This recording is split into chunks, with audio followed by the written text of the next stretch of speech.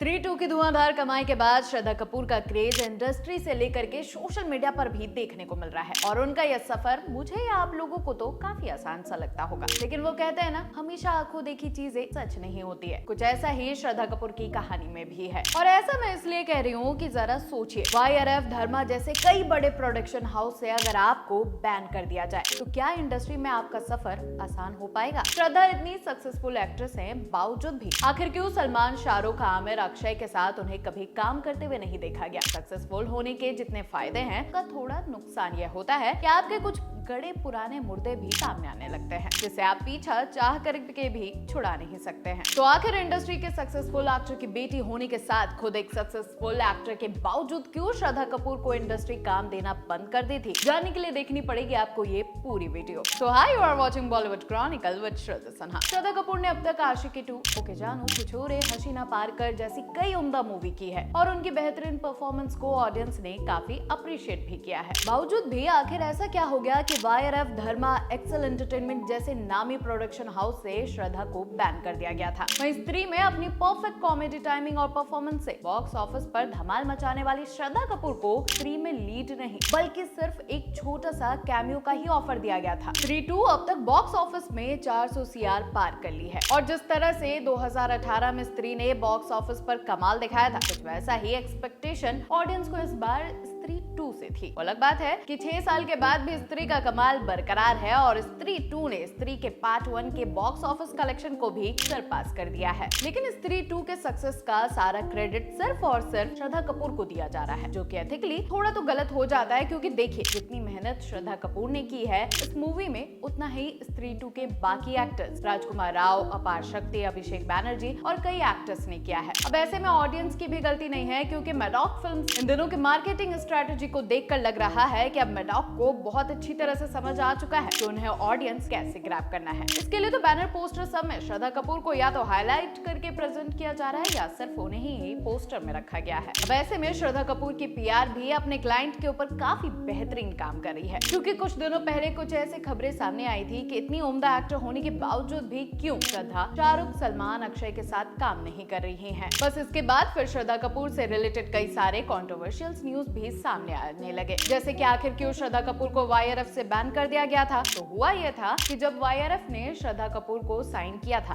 बस इसके बाद फिर श्रद्धा कपूर से रिलेटेड कई सारे कॉन्ट्रोवर्शियल न्यूज भी सामने आने लगे, जैसे कि आखिर क्यों श्रद्धा कपूर को YRF से बैन कर दिया गया था। तो इसके बारे में आपको बता दें, तो हुआ यह था कि जब YRF ने श्रद्धा कपूर को साइन किया था लव का दी एंड के लिए, तो YRF की ऐसी पॉलिसी थी कि जो भी एक्टर उनके साथ काम कर रहा है, एक्टर को YRF के साथ टोटल 3 फिल्में करनी होगी, क्योंकि लव का दी एंड मूवी बॉक्स ऑफिस पर कुछ खास कमाल नहीं कर पाई, जिसके कारण श्रद्धा थोड़ी परेशान जरूर हो गई थी, क्योंकि यह मूवी उनके लिए काफी इंपॉर्टेंट थी। हालांकि YRF ने कई नए एक्टर्स को करियर बनाने में काफी मदद की है, क्योंकि अनुष्का शर्मा की मूवी रब ने बना दी जोड़ी, रणवीर सिंह जिन्हें YRF ने बैंड बाजा बारात मूवी से डेब्यू करने का मौका दिया, भूमि पेडनेकर जिन्हें YRF ने दम लगा के हैसा वाली मूवी दी, जिसके बाद इन सभी एक्टर्स का करियर ग्राफ काफी पीक पर चला गया। लेकिन YRF कुछ ऐसा ही श्रद्धा कपूर के साथ नहीं कर पाया और श्रद्धा कपूर भी अब बीचों बीच फंस चुकी थी, क्योंकि लव का दी एंड के साथ 2 मूवी और श्रद्धा को YRF के साथ करनी थी। इससे पहले श्रद्धा ने साल 2010 में तीन पत्ती नाम की मूवी भी की थी, जिसमें अमिताभ बच्चन के साथ उन्होंने काम किया था। लेकिन शायद ही आपको इस मूवी के बारे में कुछ पता भी होगा। बैक टू बैक 2 फ्लॉप फिल्में देने के बाद श्रद्धा को समझ आ चुका था कि अब उन्हें कुछ तो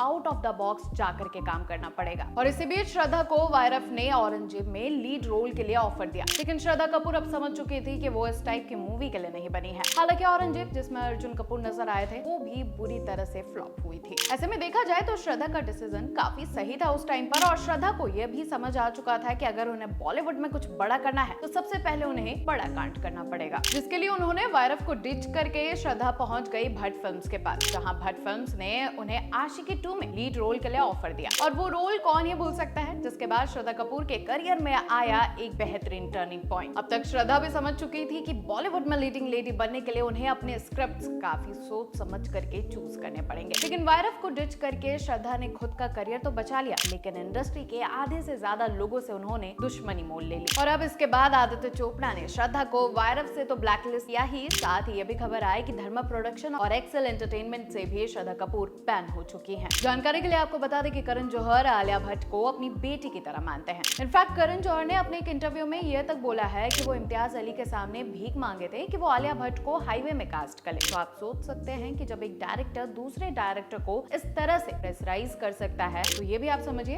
कि करण जौहर की लाइफ में आलिया कितनी मायने रखती है। और कहीं ना कहीं करण जौहर को ये भी डर था कि श्रद्धा इतनी खूबसूरत है, टैलेंटेड है और दोनों एक्ट्रेस उस टाइम पीक पर चल रही थी, तो कहीं श्रद्धा कपूर आलिया भट्ट को ओवरशैडो ना कर दे। और शायद इसी कारण करण जौहर ने भी श्रद्धा को धर्मा प्रोडक्शन से बैन कर दिया। अब बात करते हैं फरहान अख्तर की प्रोडक्शन एक्सेल एंटरटेनमेंट की, जिसको लेकर के ऐसी स्पेक्युलेशन सामने आई थी कि रॉक ऑन 2 के सेट में फरहान अख्तर और श्रद्धा कपूर काफी नजदीक आ गए थे, जिसके कारण दोनों बाद में डेट करना शुरू कर दिए। लेकिन श्रद्धा के फादर शक्ति कपूर इस रिलेशन के एकदम खिलाफ थे और शायद इसी वजह से श्रद्धा ने फरहान अख्तर से ब्रेकअप कर लिया। लेकिन इन सब के बीच शायद एक्सेल एंटरटेनमेंट ने भी इसी कारण श्रद्धा कपूर को एक्सेल एंटरटेनमेंट से बैन कर दिया। हालांकि ये तो सारे रूमर्स है, लेकिन जिस तरह से चीजें सामने आ रही थी उससे कई तरह की बातें बननी तो लाजमी हो जाती है। और इन सब के बीच श्रद्धा कपूर की जो जर्नी है वो काफी एंटरटेनिंग रही, क्योंकि देखिए जिस तरह से बीइंग अ नेपो किड श्रद्धा ने बिल्कुल एक आउटसाइडर की तरह ही मेहनत की और अपने दमदार एक्टिंग की वजह से अपने फैंस के दिलों में जगह बनाई, वो वाकई ही काबिले तारीफ है। वहीं बात करें श्रद्धा कपूर की बॉक्स ऑफिस में धमाल मचा रही स्त्री 2 की, तो श्रद्धा ने खुद एक इंटरव्यू में ये बात बताया था कि उन्हें स्त्री के लिए सिर्फ एक कैमियो का ऑफर आया था, लेकिन श्रद्धा ने मेकर से जाकर के काफी रिक्वेस्ट की कि प्लीज उन्हें लीड रोल के लिए कास्ट किया जाए, तब जाकर उन्हें यह मूवी मिली थी। और मेकर्स ने भी उन्हें कास्ट करने के बाद रिग्रेट तो नहीं किया होगा। साथ ही श्रद्धा कपूर ने अपने इंस्टाग्राम पर भी काफी कहर मचा रखा है, क्योंकि अब श्रद्धा कपूर कई सारे celeb including PM Narendra Modi, Priyanka Chopra के फॉलोइंग लिस्ट को भी सरपास कर चुकी है। और इंस्टाग्राम को श्रद्धाग्राम बना चुके श्रद्धा की शायद बढ़ती फॉलोइंग लिस्ट का कारण यह है कि जो उनका डाउन टू अर्थ वाली पर्सनालिटी है वो लोगों को काफी पसंद आ रही है, और शायद जिस तरह उनका फैंस के साथ इंटरेक्शन रहता है लोग भी उनसे ज्यादा कनेक्ट करते हैं। वहीं श्रद्धा अपनी पोस्ट पर अपने फैंस के कमेंट का जितना हो सके उतना रिप्लाई करती हैं, और ये सारी चीजों के कारण श्रद्धा अब इंटरनेट की सेंसेशन बन चुकी है। हालांकि आपको क्या लगता है अचानक श्रद्धा की बढ़ते इस फैंडम को लेकर के, हमें कमेंट में जरूर बताएं। और इसी तरह के तमाम इंटरेस्टिंग जानकारियों को लेकर के बॉलीवुड क्रॉनिकल को like, share, follow and subscribe करना ना भूलें।